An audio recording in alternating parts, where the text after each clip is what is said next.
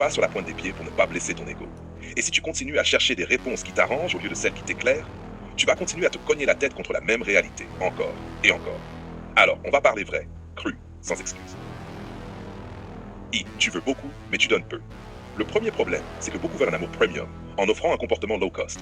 Tu veux un homme solide, un homme stable, un homme discipliné, un homme patient, un homme qui te sécurise émotionnellement, un homme qui n'a pas de drama, et un homme qui accepte tes défauts comme si c'était des bijoux. Mais toi, qu'est-ce que tu amènes? Parce que trop de gens entrent dans une relation en pensant que l'amour doit compenser leurs lacunes. Tu veux quelqu'un qui te comprenne, mais tu n'as même pas pris le temps de te comprendre toi-même. Tu veux quelqu'un qui te traite comme une reine, mais tu ne te comportes même pas comme un adulte responsable. Tu veux qu'il soit le fils parfait pour une mère, mais tu n'es même pas indulgente envers le fils d'une autre femme. C'est ça la contradiction. C'est ça le problème. Et tant que tu n'es pas prête à l'admettre, tu vas tourner en rond. 2. L'autre est aussi le fils de quelqu'un. Tu veux la perfection pour ton fils, mais tu veux qu'un autre homme accepte tes imperfections sans discuter. Tu veux que ton fils trouve une femme douce, calme, stable, communicative, respectueuse. Mais toi, tu veux la liberté d'être explosive, imprévisible et capricieuse. Tu veux que ton fils soit protégé, mais toi, tu ne protèges pas le fils d'une autre femme. C'est quoi cette logique? Tu crois que la mère de cet homme ne veut pas la même chose que toi? Tu crois qu'elle n'a pas prié, espéré, tremblé pour son enfant? Tu crois que son fils est né pour absorber tes frustrations? Non. Toi, tu veux qu'on te comprenne. Ok.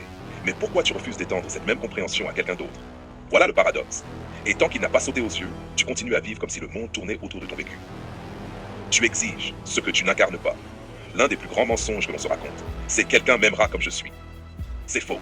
On t'aimera comme tu te comportes. On t'aimera selon ce que tu donnes. On t'aimera selon la valeur réelle que tu apportes à la relation. Arrête de croire que l'amour est un refuge pour ton manque de discipline.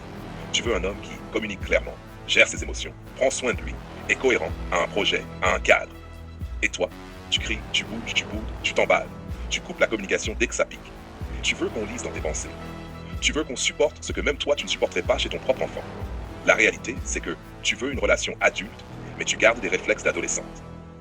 L'indulgence est rarement réciproque. Tu veux qu'on te pardonne. Tu veux qu'on excuse tes réactions. Tu veux qu'on comprenne ton passé, ton éducation, ton vécu. Très bien. Mais quand lui fait une erreur, quand lui se trompe, quand lui réagit mal, quand lui panique, quand lui se ferme, tu deviens impitoyable. Tu oublies que lui aussi a un passé. Lui aussi a une histoire. Lui aussi a des peurs. Lui aussi a une mère qui s'est battue pour qu'il devienne un homme. Pourquoi tu vois seulement ta blessure et jamais la sienne? Pourquoi tu veux qu'il soit robuste là où tu es fragile et indulgent là où toi-même tu es sévère? C'est simple, tu veux le confort, pas l'équilibre. Mais si tu ne veux pas la réalité te prendra de force. La dure vérité, c'est que ce que tu refuses d'assumer, quelqu'un le subira. Ce que tu refuses de réparer, quelqu'un le paiera. Ce que tu refuses de changer, quelqu'un le quittera. Les relations ne meurent pas parce que ça ne devait pas être. Elles meurent parce que l'un ou l'autre refuse de se voir tel qu'il est. Les relations durent quand la lucidité remplace l'ego. Tu veux être aimé profondément. Apporte quelque chose de profond. Tu veux être respecté, apporte quelque chose de respectable. Tu veux l'indulgence, offre-la d'abord. Tu veux la paix, arrête de te comporter comme un générateur de chaos. Vice, regarde-toi avant de regarder les autres. Voici la phrase crue, la phrase centrale, la phrase que tu dois entendre. Tu ne peux pas demander à quelqu'un d'être ce que tu n'es pas prêt à devenir. Tu veux un homme de valeur, sois une femme de valeur.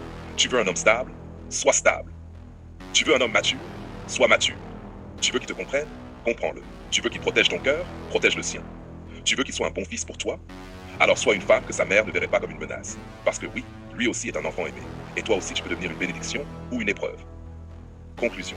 La vérité est simple. On veut aimer sans effort, être aimé sans condition, être respecté sans mérite. Mais ça ne fonctionne pas. Le monde ne se plie pas à ton ego. La relation ne se pliera pas à ton orgueil. L'autre ne se pliera pas à ton scénario. Tu obtiens ce que tu incarnes. Tu attires ce que tu dégages. Tu gardes ce que tu entretiens. Tu veux une relation adulte? Alors arrête de regarder ce qui devrait être et commence à regarder ce que tu dois devenir. Parce qu'au final, la seule personne que tu peux changer, c'est toi. Et c'est là que commence la vraie valeur.